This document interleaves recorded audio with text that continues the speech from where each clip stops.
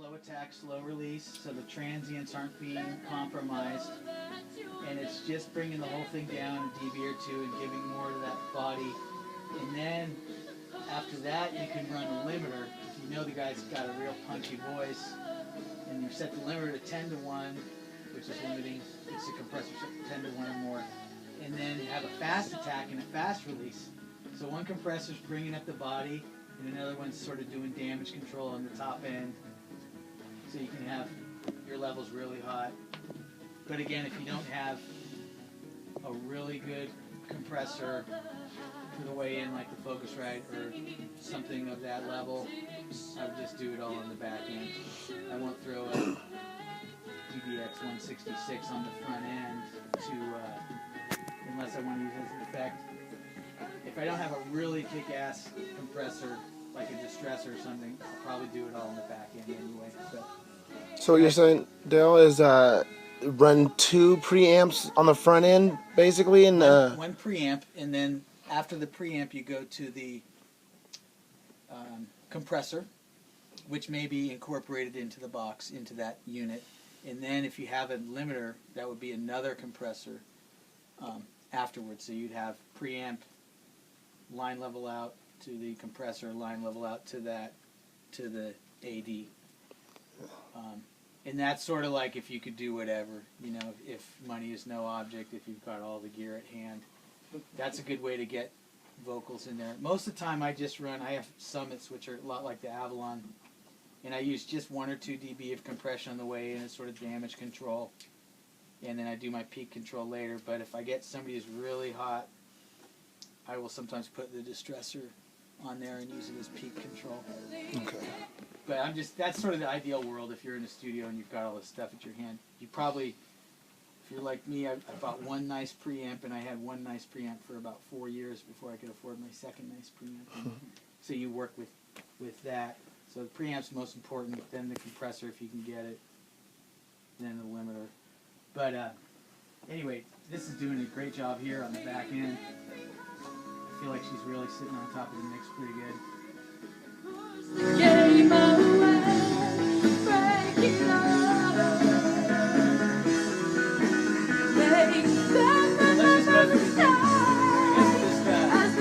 just start going through the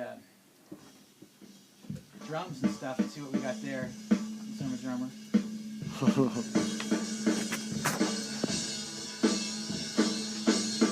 Where's my pan? Right here? Yeah. So I pan my overheads out left and right real wide.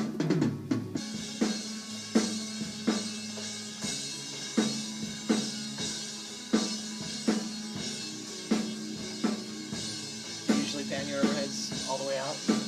A lot of times I go all the way, or if it's just too much, then not. I'm not a fan of tom-toms flying across the room, left to right. That's totally phony. But, so your overhead may not be good pinned all the way out. But some of these guys, Chris Lord, Algie, they really feel like one source, one speaker, or both speakers identically. And that's a real hard aesthetic to follow that I don't follow. But because of hearing stuff like that, I'll start with hard pan overhead and see if it works. If not, I'll bring them in. You're gonna get, because we have these other components in the drums, it's all kind of mixing together. So even if those are way out, it may not sound like everyone's way out. For instance, I could put the toms at 30 center and 30 to prevent that problem. So let's look at the kick.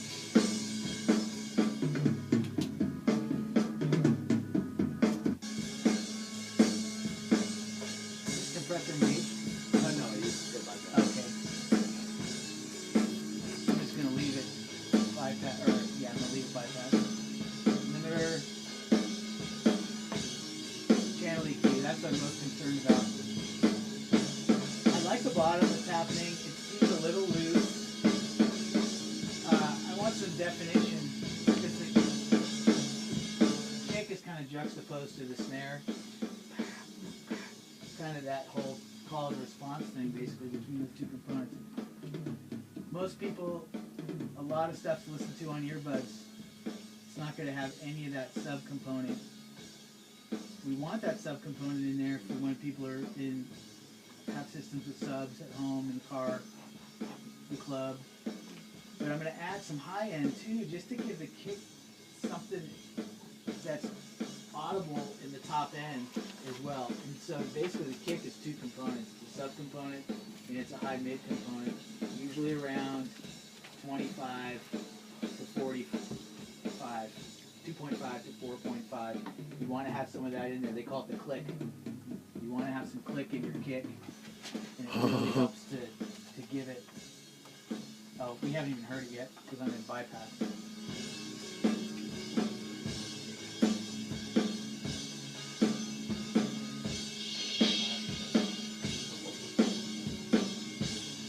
Where it's kind of affecting the cymbal, so the mic wasn't in the drum. That's okay though. Usually it can be pretty narrow. And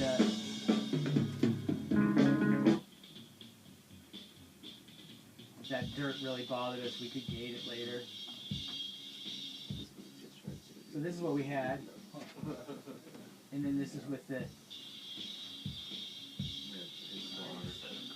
it's disregard what it's doing to the cymbals, but isn't that weird? We're not changing the low end, but it sounds like punchier. Yeah. So, and this is more extreme than I normally go, but just to kind of show you. It stands out a lot more. Let's hear it in the mix.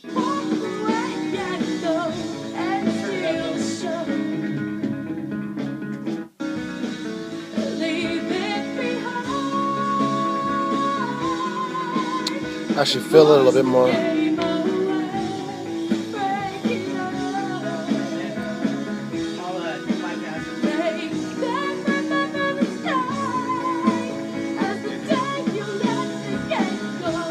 Yeah.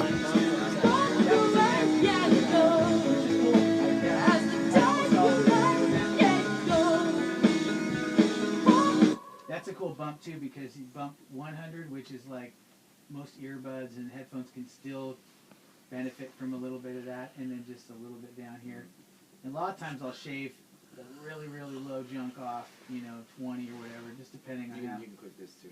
Oh, and do that, yeah. And it may or may not make a difference. Sometimes it's just good technique to do that to your kick and your toms, just so there's not too much mud down there getting in the way of the bass, and the bass is clear. But it's wild how much click comes in.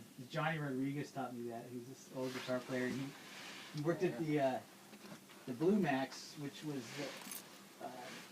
where Harriet Music is, and he ended up being hired by Joe Louis Walker to go on the road and went around the world. First thing he does when he comes back, he's like, dude, put 3K in your drum. Check this out. You're not going to believe it. And you're like, what? He's like, I swear to God, put that in there. Like, whoa, dude, that is awesome. And everybody does it. Leave it behind.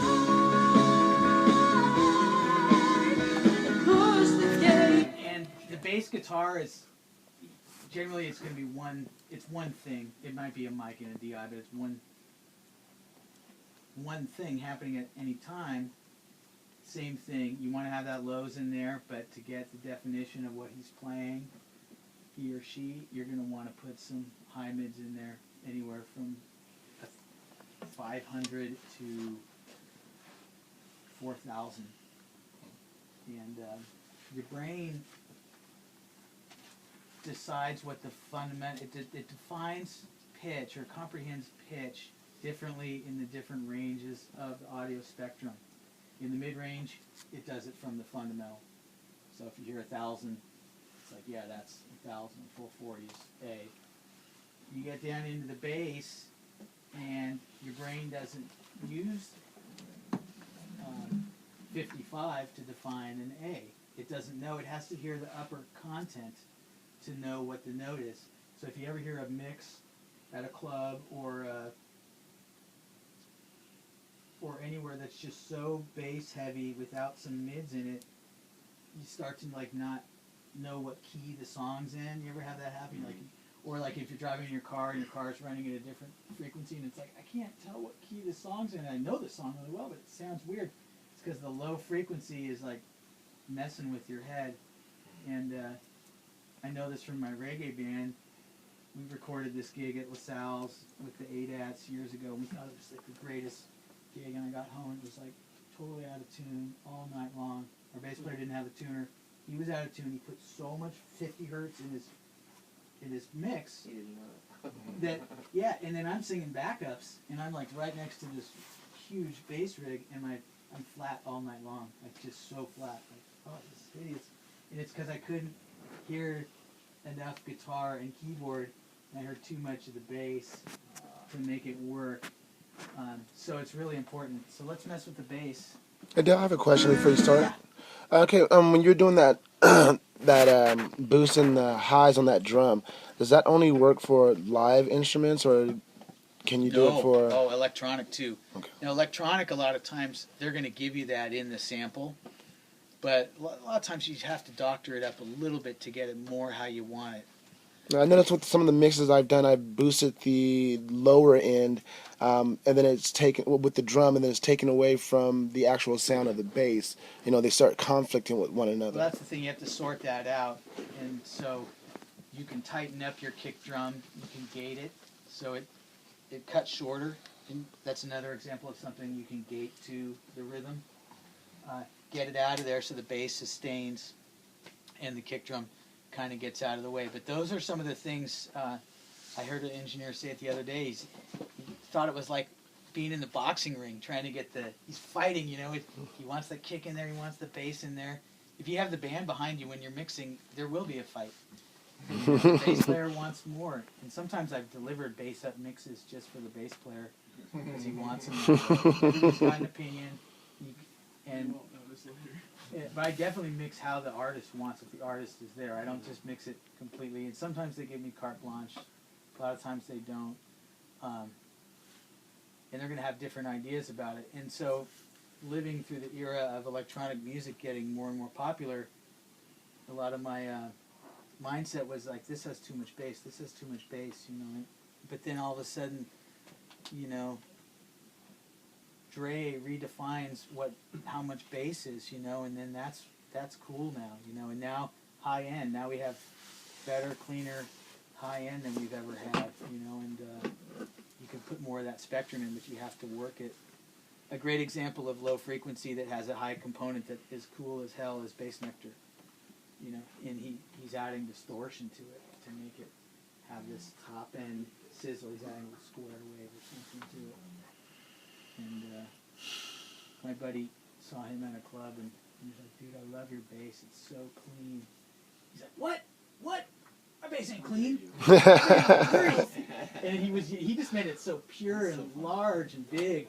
But Bass Nectar got all offended because he was like, I'm adding distortion. I'm trying to make it this. So it was really a conflict on the definitions. But Next album comes out and it's all like super distorted and nasty. yeah, I'll show that guy. I'll show that guy. So bass guitar, same kind of thing. We went a different route. Just bypass. Yeah. And Talk to that dude. It's all like mid-range attack. Whoa. I'm gonna automate that and use that in the song.